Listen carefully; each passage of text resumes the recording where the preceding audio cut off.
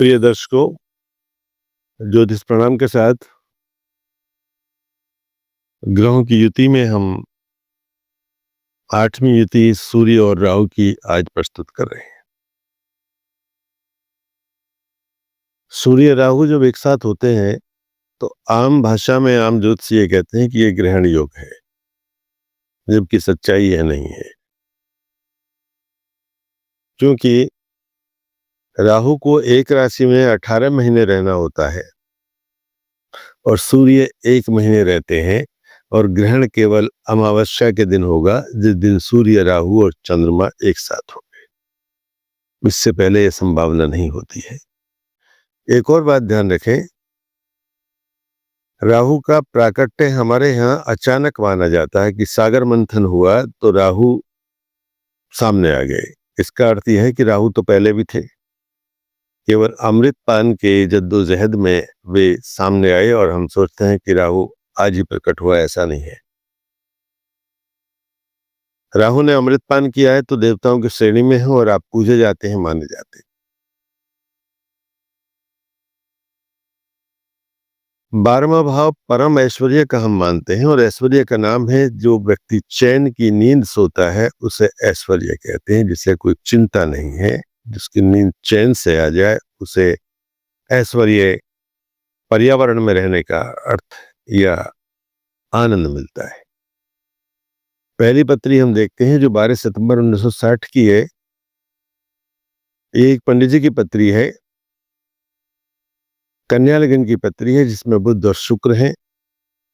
चौथे भाव में बृहस्पति शनि है, धनु के छठे में केतु हैं, भाग्य स्थान में इनके चंद्रमा है वृष राशि के, और मिथुन के मंगल है। दशम स्थान में 12वें में सूर्य और राहु है। मैंने कहा था कि 12वां भाव परम ऐश्वर्य का है, लेकिन जब अग्नि तत्व अधिक बढ़ जाएगा वहां पे 12वें भाव में सूर्य अपनी राशि के हैं, सिंह राशि के, और राहु वहां पे है जो उतावलापन लाता है, उद्दंडता भी लाता है। अमृतपान भी उसने बहुत उछल कूद की। हमारे देश में जितने भी मेले लगते हैं कुंभ के राहु के कारण लगते हैं, इसलिए उसको प्रणाम करना चाहिए, धन्यवाद देना चाहिए। कितना बड़ा विश्व का मेला हो, भारत में लगवाते हैं, और भी 4 स्थानों पर, एक जगह नहीं।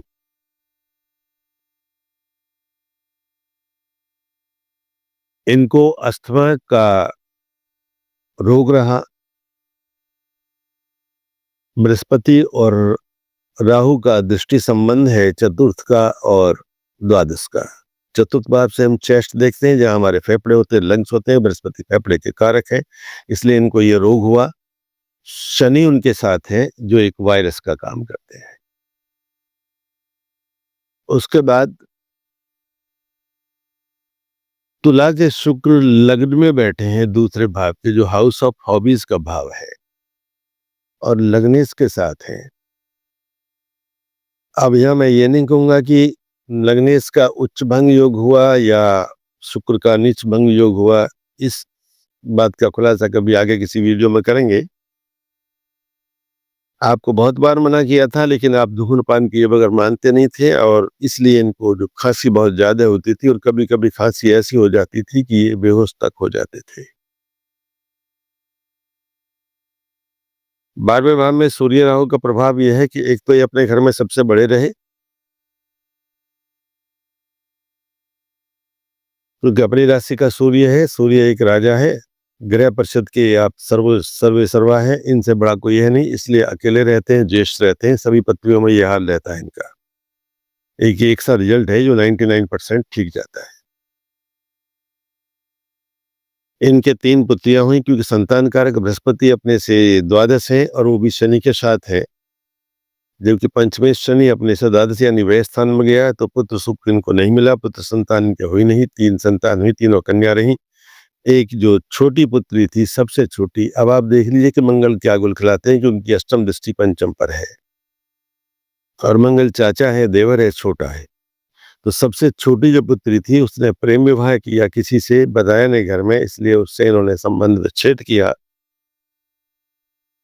जब उसका पुत्र हुआ तो अपनी दोनों पुत्रियों को कुछ उपहार लेके उसके यहाँ भेज दिया, स्वयं नहीं गई। आपकी पत्री आपको 8 वर्ष पहले छोड़ के चली गई थी और 19 जनवरी 2023 में आपने गोलोक धाम में निवास किया। आपके पिताजी अच्छे कर्मकांडी और ज्योतिषी रहे थे, वैद्य का काम करते थे। आपने उन्हीं से सीखा। आपने हाई स्कूल तक शिक्षा ली, उसके बाद में प्रयागराज से आपने साहित्य रत्न किया,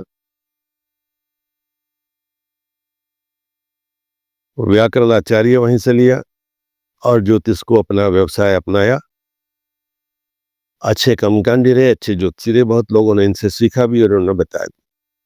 तो सूर्य राहु का यह है कि इनका यश बढ़ा। अपने क्षेत्र में आप पूजे जाते थे, माने जाते थे। यह इनकी पत्री का दारोमदार है। दूसरी पत्री हम लेते हैं, उज्जैन की है। वह 2 जुलाई 1982 की है। सुबह 10 बजे का टाइम है। यह बालक बीकॉम है। बीकॉम करने के बाद इसने नागपुर से ज्योतिष में आचार्य की। लग्न मघा नक्षत्र की है और चंद्रमा मघा में है इनके। और देखिए वो चंद्रमा इनके विशाखा नक्षत्र के हैं और वृश्चिक में है। तो विशाखा का पहला चरण हुआ वृश्चिक में।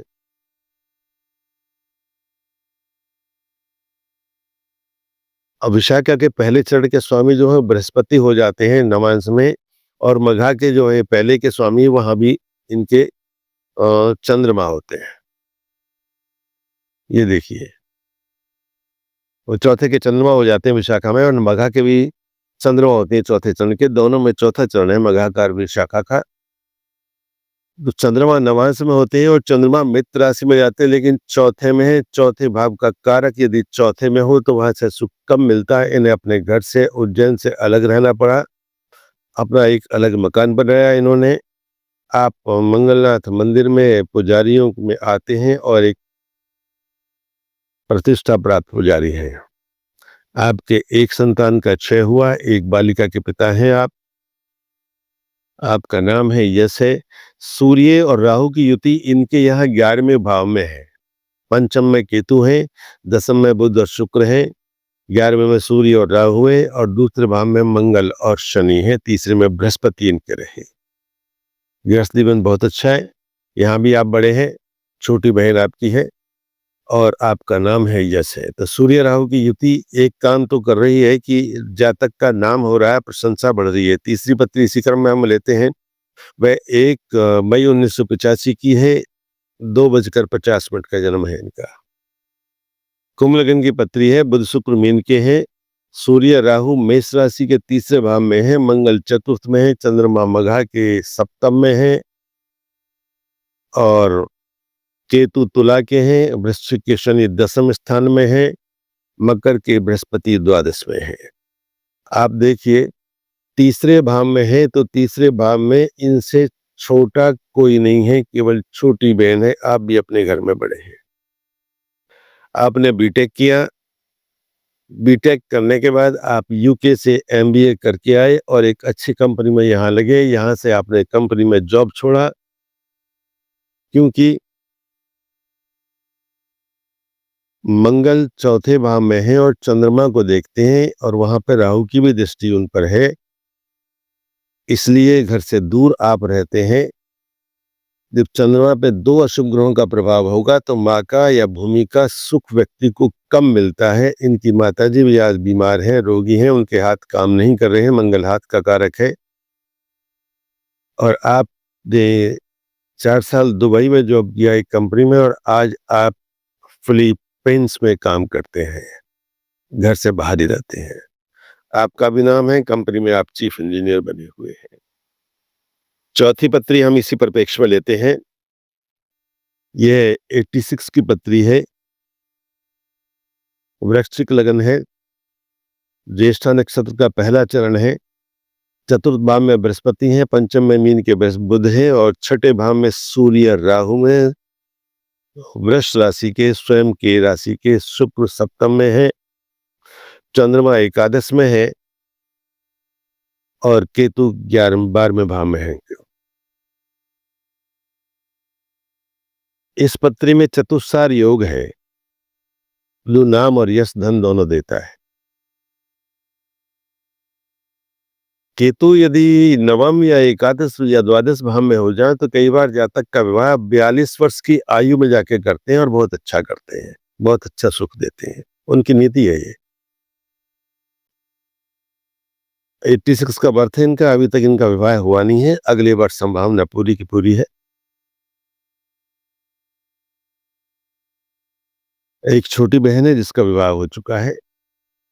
छठा भाव संघर्ष का है और जब उसमें सूर्य होंगे और मेष राशि के सूर्य होंगे तो व्यक्ति सभी प्रतियोगिताओं में अव्वल रहता है।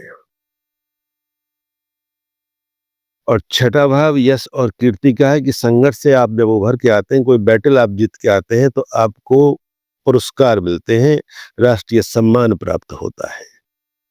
आपकी पत्री ऐसी है, आप आर्मी में ब्रिगेडियर रैंक पर हैं इस समय, और देख लीजिए कि छठे भाव में सूर्य राहु, तो यहाँ किसी भी पत्री में मैं ये नहीं कहूंगा कि ग्रहण ने अपना असर दिखाया, सभी पत्रियों में सूर्य राहु की बात की। और भी बहुत सारी पत्री है रिकॉर्ड में, लेकिन केवल वीडियो को यही पूरा करना चाहते हैं, ज्यादा लंबा नहीं करना चाहते।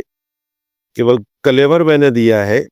ज्येष्ठा नक्षत्र के प्रथम चरण के नवांशपति बृहस्पति होते हैं जो केंद्र में है। बृहस्पति यहाँ चंद्रमा से छठे हैं तो व्यक्ति चर्चित हो जाता है,